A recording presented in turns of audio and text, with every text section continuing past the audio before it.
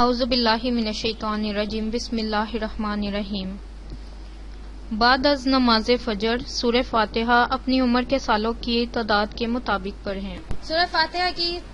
بہت ساری فضیلت ہیں، اگر میں بتانے بیٹھ جاؤں تو بہت زیادہ ویڈیو لینتھی ہو جاتی ہے۔ سورہ فاتحہ دنیا اور آخرت دونوں کی بھلائی کے لیے ہے۔ بعد از نماز ظہر سورہ فتح ایک مرتبہ پڑھیں۔ بسم اللہ الرحمن الرحیم۔ انا فتحنا لک فتحا مبینا لیغفر لک اللہ ما تقدم من ذنبک وما تأخر ویتم نعمتہ علیک ویہدیک صراطا مستقیما وینصرک اللہ نصرا عزیزا هو الذی انزل السکینۃ فی قلوب المؤمنین لیزدادوا ایمانا مع ایمانہم وللہ جنود السماوات والارض وکان اللہ علیما حکیما لیدخل المؤمنین والمؤمنات جنات تجری من تحتها الانہار خالدین فیہا ویکفر عنہم سیئاتہم وکان ذلک عند اللہ فوزا عظیما ویعذب المنافقین والمنافقات والمشرکین والمشرکات الظانین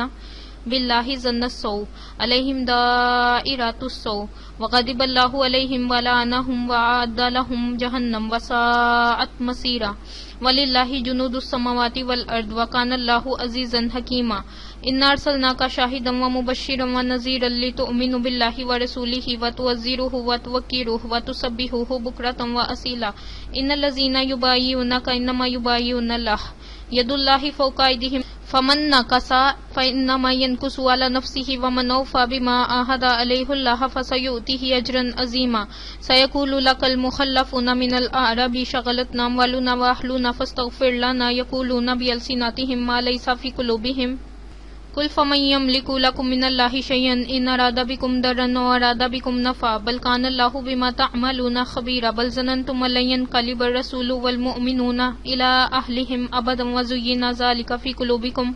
وظننتم ظن السوء وکنتم قوما برا ومن لم یؤمن باللہ ورسولہ فانا اعتدنا للکافرین سعیرا وللہ ملک السماوات والارض یغفر لمن یشاء ویعذب من یشاء وکان اللہ غفور رحیم سیقول المخلفون اذا انطلقتم الی مغانم لتاخذوها ذرونا نتبعکم یریدون یبدلوا کلام اللہ قل لن تتبعونا کذلکم قال اللہ من قبل فسیقولون بل تحسدوننا بل کانوا لا یفقهون الا قلیلا قل للمخلفین من الاعراب ستدعون الی قوم اولی بأس شدید تقاتلونهم ویسلمون فإن تطیعوا یؤتکم اللہ اجرا حسنا وَإِن تَتَوَلَّوْا كَمَا تَوَلَّيْتُم مِّن قَبْلُ يُعَذِّبْكُمْ عَذَابًا أَلِيمًا لَيْسَ عَلَى الْأَعْمَى حَرَجٌ وَلَا عَلَى الْأَعْرَجِ حَرَجٌ وَلَا عَلَى المريض حرج ومن يطع الله ورسوله يدخله جنات تجري من تحتها الأنهار ومن يتولى يعذبه عذابا أليما لقد رضي الله عن المؤمنين إذ يبايعونك تحت الشجرة فعلم ما في قلوبهم فأنزل السكينة عليهم وأصابهم فتحا قريبا ومغانم كثيرة يأخذونها وكان الله عزيزا حكيما وعدكم الله مغانم كثيرة تأخذونها فجعل لكم هذه وكف أيدي الناس عنكم ولتكون آية للمؤمنين ويهديكم صراطا مستقيما وأخرى لم تقدروا عليها قد أحاط الله بها وكان الله على كل شيء قديرا ولو قاتلكم الذين كفروا لولوا الأدبار ثم لا يجدون ولیا ولا نصیرا سنت اللہ التی قد خلت من قبل ولن تجد لسنت اللہ تبدیلا وهو الذی کف ایدیہم عنکم وایدیکم عنہم ببطن مکۃ من بعد ان اظفرکم علیہم وکان اللہ بما تعملون بصیرا هم الذین کفروا وصدوکم عن المسجد الحرام والهدی معکوفا ان یبلغ محلہ ولولا رجال مؤمنون ونساء مؤمنات لم تعلموهم ان تطؤوهم فتصيبكم منهم معرة بغیر علم لیدخل اللہ فی رحمتہ من یشاء لو تزیلوا لعذبنا الذین کفروا منهم عذابا الیما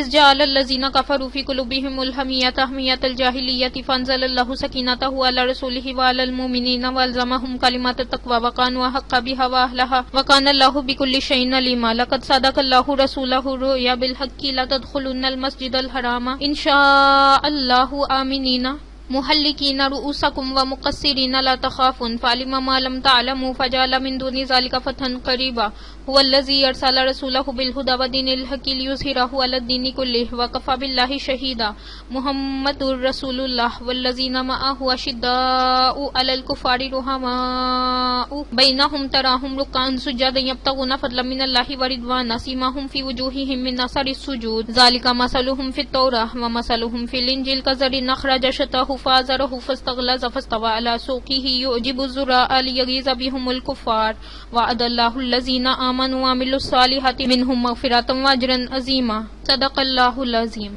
سورہ فتح کی فضیلت یہ ہے، یہ سورت ہر کام میں فتح کے لیے بہت اکثیر ہے، خاص کر دشمنان دین پر غلبہ پانے کے لیے بہت ہی لاجواب ہے۔ اس سورت کی فضیلت کے بارے میں چند روایات آپ کو بتانے جا رہی ہوں۔ صلح حدیبیہ سے واپسی میں مکہ اور مدینہ کے راستے میں اس سورت کا نزول ہوا،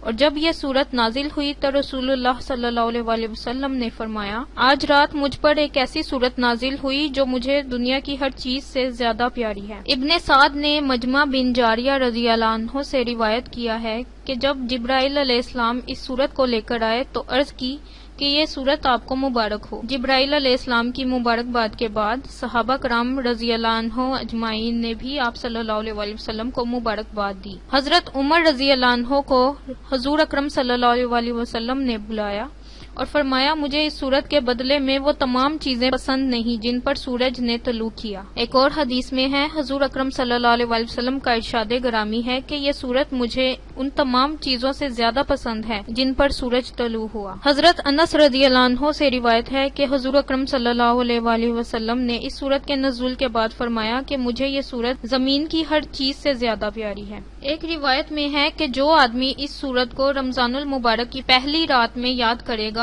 اسے قرآن مجید یاد ہو جائے گا۔ جو شخص اسے سفر میں جاتے ہوئے پڑھے تو وہ سفر میں محفوظ رہے گا، اگر جہاز میں جاتا ہوا پڑھے تو جہاز بخیریت پہنچے گا، غرضی کا جس سواری پر پڑھے حفاظت اور امن پائے گا۔ جس کام میں فتح مقصود ہو اس سورت کو 41 مرتبہ پڑھ کر اس کام کو کرنے کے لیے جائے، انشاءاللہ کامیابی اور کامرانی حاصل ہوگی۔ بعد از نماز عصر آیت الکرسی 17 مرتبہ پڑھیں۔ بسم اللہ الرحمن الرحیم۔ اللہ لا الہ الا هو الحی القیوم لا تأخذہ سنۃ ولا نوم له ما فی السماوات ما فی الارض من ذا الذی یشفع عنده الا بإذنہ یعلم ما بین ایدیہم وما خلفہم ولا یحیطون بشیء من علمہ الا بما شاء وسیع کرسیہ السماوات والارض ولا یؤودہ حفظہما وہو العلی العظیم۔ آیت الکرسی پڑھنے کی فضیلت و برکت یہ ہے کہ حضرت علی رضی اللہ تعالیٰ عنہ فرماتے ہیں کہ میں نے رسول اللہ صلی اللہ علیہ وآلہ وسلم کو یہ فرماتے ہوئے سنا، جو شخص ہر نماز کے بعد آیت الکرسی پڑھے گا اسے جنت میں داخل ہونے سے کوئی نہیں روک سکتا، وہ مرتے ہی جنت میں چلا جائے گا، اور جو کوئی رات کو سوتے وقت اسے پڑھے گا اس کا پڑوسی اور آس پاس کے دوسرے گھر والے شیطان اور چوروں سے محفوظ رہیں گے۔ بعد از نماز مغرب درود شریف 55 مرتبہ پڑھیں۔ اللہم صلی علی محمد وعلی آل محمد کما صلیت علی ابراہیم وعلی آل ابراہیم انک حمید مجید۔ اللہم بارک علی محمد وعلی آل محمد کما بارکت علی ابراہیم وعلی آل ابراہیم انک حمید مجید۔ بعد از نماز عشاء صلاۃ تسبیح 4 رکعت نفل نماز پڑھیں۔ تسبیح یہ ہے، سبحان اللہ والحمد للہ ولا الہ الا اللہ واللہ اکبر۔ طریقہ یہ ہے، 4 رکعت صلاۃ التسبیح کی نیت کیجیے اور اس طرح پڑھیں۔ جب آپ نے نماز کی نیت کرنی ہے اور ثنا کے بعد آپ نے 15 مرتبہ سبحان اللہ والحمد للہ ولا الہ الا اللہ واللہ اکبر پڑھنا ہے۔ اس کے بعد آپ نے سورہ فاتحہ پڑھنی ہے، اس کے بعد آپ نے چاروں کل میں سے ایک سورت ملانی ہے، پھر آپ نے 10 مرتبہ یہی تسبیح پڑھنی ہے، سبحان اللہ والحمد للہ ولا الہ الا اللہ واللہ اکبر۔ پھر آپ نے رکوع میں جانا ہے، رکوع میں بھی آپ نے تسبیحات کے بعد آپ نے سبحان اللہ والحمد للہ ولا الہ الا اللہ واللہ اکبر 10 مرتبہ پڑھنا ہے۔ رکوع سے اٹھ کر تسبیح اور تحمید کے بعد قوما میں آپ نے 10 مرتبہ دوبارہ سے سبحان اللہ والحمد للہ ولا الہ الا اللہ واللہ اکبر پڑھنا ہے۔ پہلے سجدے میں تسبیحات کے بعد 10 مرتبہ پڑھیں، جلسے میں یعنی دونوں سجدوں کے درمیان 10 مرتبہ پڑھیں، دوسرے سجدے میں تسبیحات کے بعد 10 مرتبہ پڑھیں، دوسری رکعت میں فاتحہ سے پہلے 15 مرتبہ پڑھیں، قرات یعنی سورہ فاتحہ اور سورۃ اخلاص کے بعد 10 مرتبہ پڑھیں، رکوع میں تسبیح کے بعد 10 مرتبہ پڑھیں، قوما میں یعنی رکوع کے بعد کھڑے ہو کر 10 مرتبہ پڑھیں، پہلے سجدے میں تسبیح کے بعد 10 مرتبہ پڑھیں، سجدوں کے درمیان جلسہ میں 10 مرتبہ پڑھیں، دوسرے سجدے میں تسبیح کے بعد 10 مرتبہ پڑھیں، اس طرح تیسری اور چوتھی رکعت پڑھیں. ہر رکعت میں 45 مرتبہ اور تمام رکعتوں میں 300 مرتبہ پڑھیں. اگر کسی جگہ تسبیح پڑھنا بھول جائیں تو اس سے اگلے رکن میں گنتی پوری کر لیں. حضور صلی اللہ علیہ وسلم نے یہ تسبیح اپنے چچا حضرت عباس رضی اللہ تعالیٰ عنہ کو سکھائی تھی. صلاۃ التسبیح کی فضیلت یہ ہے کہ اللہ تعالیٰ نے بندے سے وعدہ فرمایا ہے کہ اگر کوئی شخص صلاۃ التسبیح زندگی میں ایک مرتبہ پڑھ لے گا تو اللہ تعالیٰ یقیناً اس کی بخشش فرمائیں گے. اس کے متعلق یہ کہا گیا ہے کہ اسے روز پڑھنا چاہیے. اگر آپ روز نہیں پڑھ سکتے تو ہفتے میں ایک مرتبہ پڑھ لیں. اگر ہفتے میں ایک مرتبہ نہیں پڑھ سکتے تو مہینے میں ایک مرتبہ پڑھ لیں. اور اگر مہینے میں نہیں پڑھ سکتے تو سال میں ایک مرتبہ پڑھ لیں. اور اگر سال میں بھی نہیں پڑھ سکتے تو زندگی میں ایک مرتبہ ضرور پڑھیں. اور اگر اتنا بھی نہیں ہو سکتا تو ہم مسلمان کس نام کے ہیں؟ بے شک آپ جانتے ہیں کہ رمضان المبارک میں اللہ تعالیٰ ہر نیکی کا اجر 7 گنا زیادہ عطا فرماتا ہے. اور اگر وہ چاہے تو 70 سے بھی 700 گنا عطا فرما دے. سورہ بقرہ میں اللہ تعالیٰ نے فرمایا ہے کہ اگر میں چاہوں تو 70 سے بھی 7 گنا زیادہ ثواب عطا کروں. جس طرح ایک مکئی کا دانہ جب ہم زمین میں بو دیتے ہیں تو وہ ایک بھٹے کی شکل میں 700 دانے بن کر نکلتا ہے. اس کی مثال اللہ تعالیٰ نے بھٹے کی شکل میں عطا کی ہے.